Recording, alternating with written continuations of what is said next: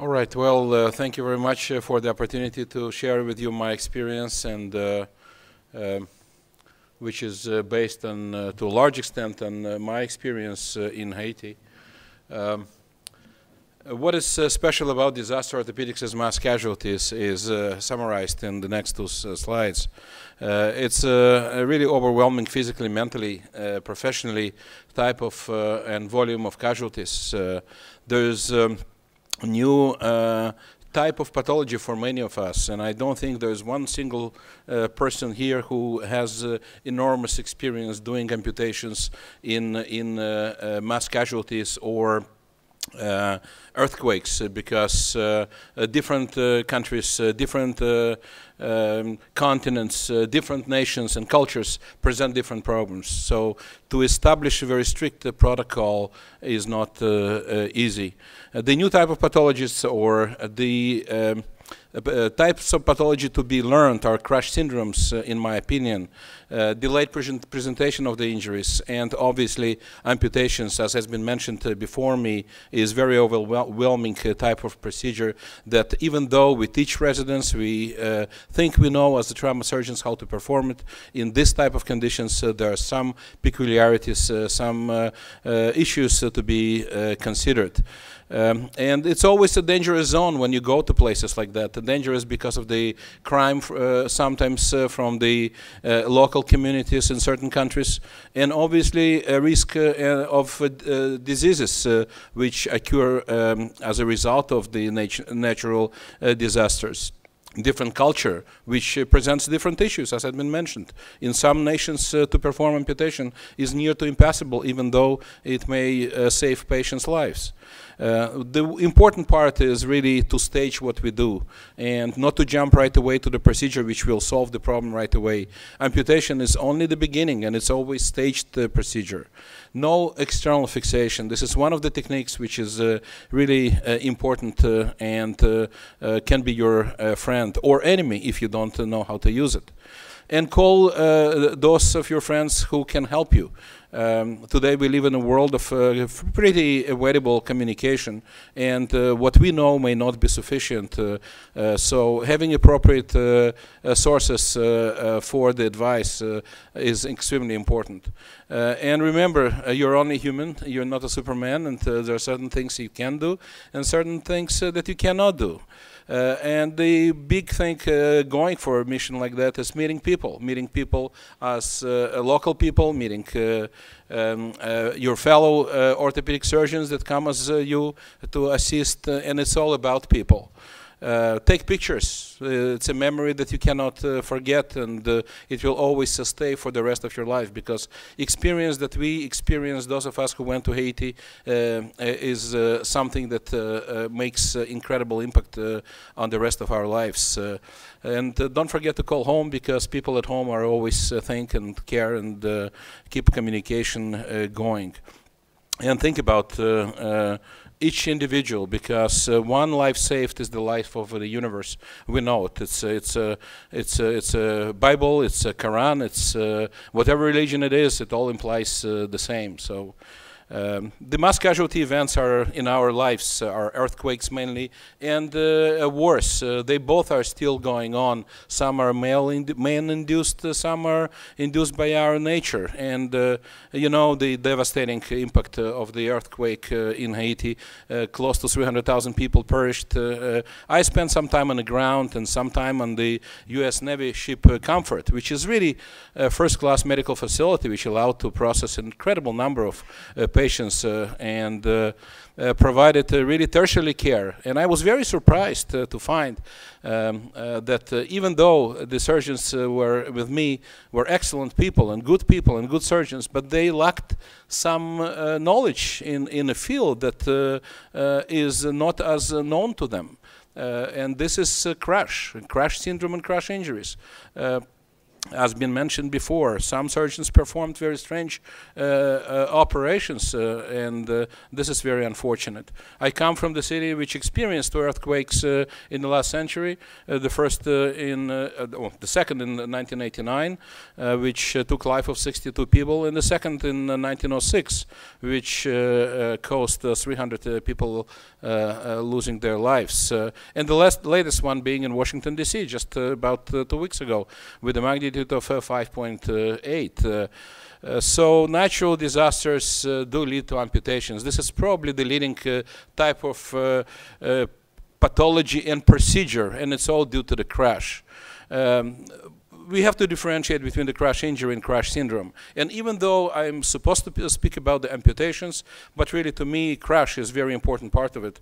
And knowing that there are very experienced and knowledgeable people that speak more about hypertension per se, I took liberty to expand a little bit on this particular pathology. There is a crash injury which can be closed or can be open. When we talk about the crash syndrome, we imply systemic magnifications of the crash in the form of rhabdomyolysis, which leads to myoglobinuria and mainly a renal pathology. In a military setting, it's a different type of amputation. It's in a most devastating form results from the tertiary blast injuries as a result of the power of the wave from the blast. And it's usually very devastating with a very high mortality rate. So crash syndrome. The amputations resulted from the crash can occur and can present, be in a form of closed injury and can be open. The open presentation is more straightforward. It's more obvious to us what's going on, and it requires staged procedure.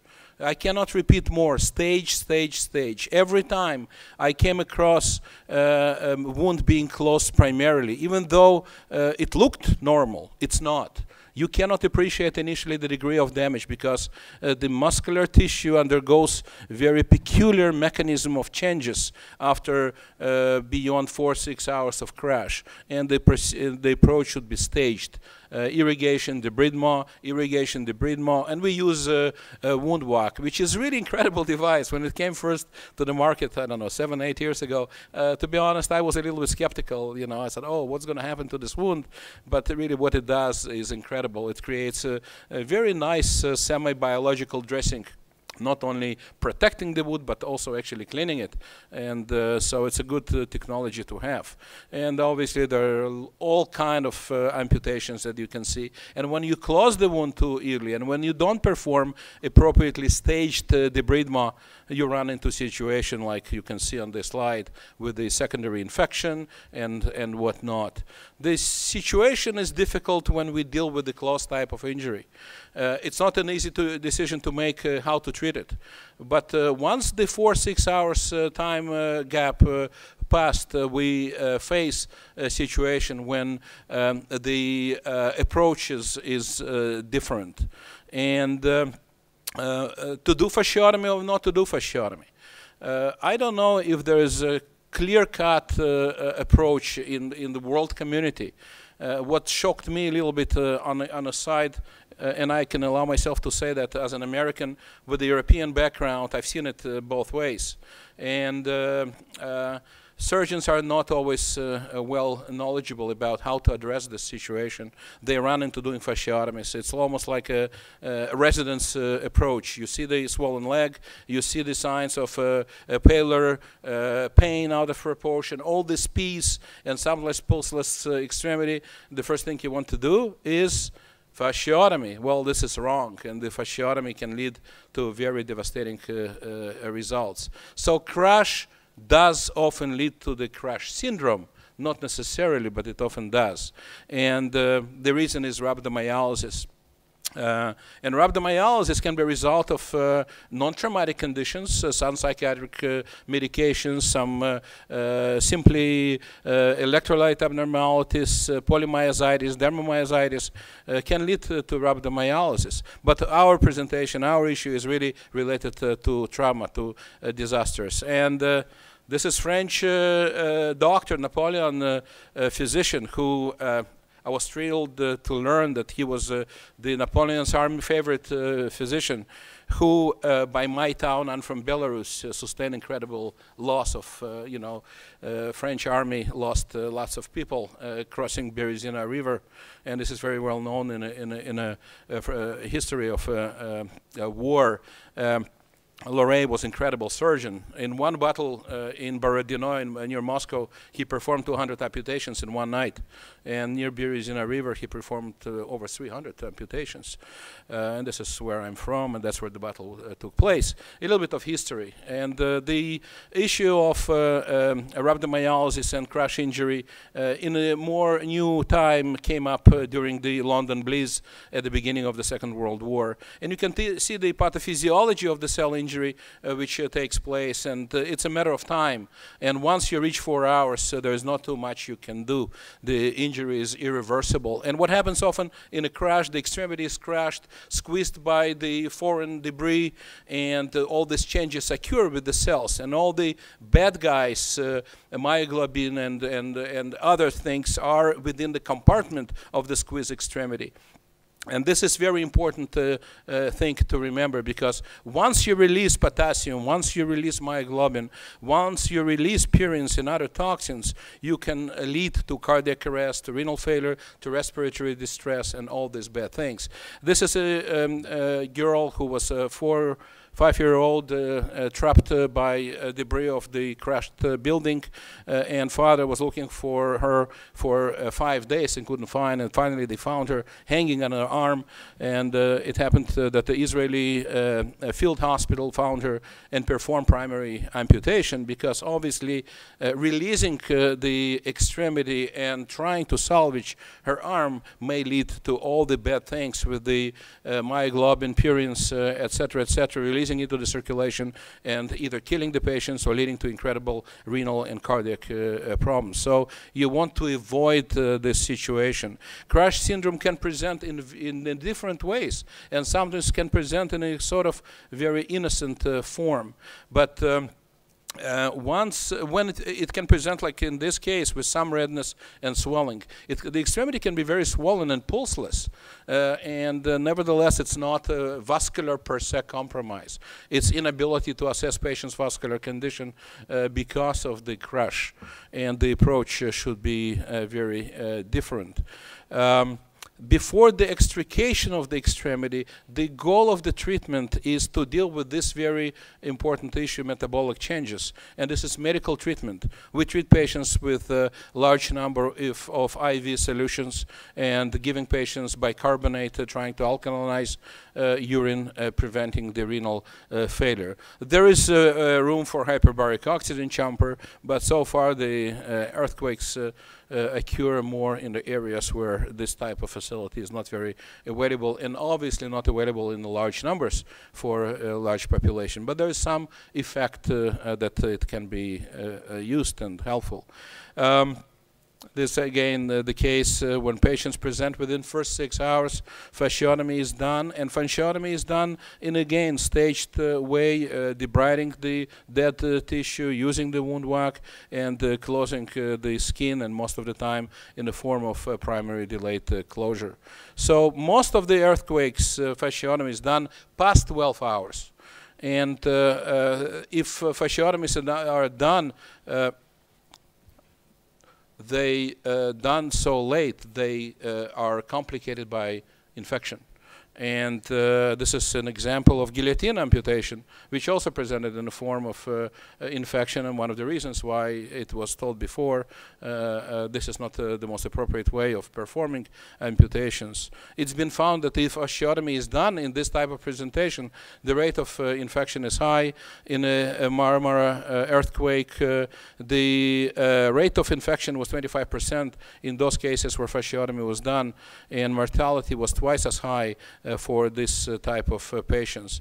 Similarly, in Turkey in 2003, the rate of infection in patients with fasciotomy was as high as 81%.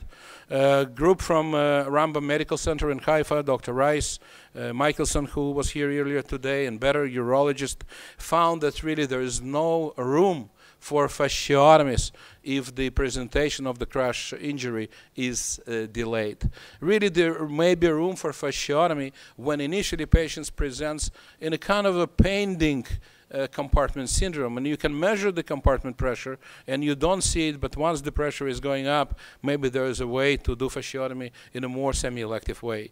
So no, the medical care is important. External fixations are your biggest friend, and amputation is important as well, and should be done in a staged appropriate way. Follow the general principles, save the life, and stage.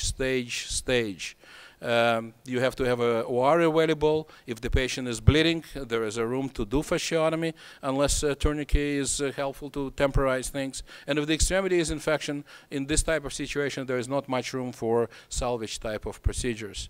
So inadequate debridement, early closure lead to very devastating effects. I read to some extent the US military guidelines and teaching, and it teaches a medical corps how to diagnose compartment syndrome. It explains how to perform fasciotomy. It doesn't say much about when not to do fasciotomy, and this is a very important thing, when not to do, not less than when to do it. Again, I'm just going quick through some of this which was already said, and for the sake of time, it is extremely important that we'll dedicate more time and efforts as CICOT, as organization, with the parties that are very experienced, like Physicians Without Borders, who have incredible experience and protocols, and come to some very nice, more appropriate way to treat patients with these devastating injuries. It's a true global problem, and international efforts required. And I just rephrased Albert Einstein, who said mankind desire for peace can be realized only by the creation of world government. Well, in mankind, the ability to provide an orthopedic care to every individual in time of need can be realized by the creation of a world international orthopedic force. So thank you very much for your attention.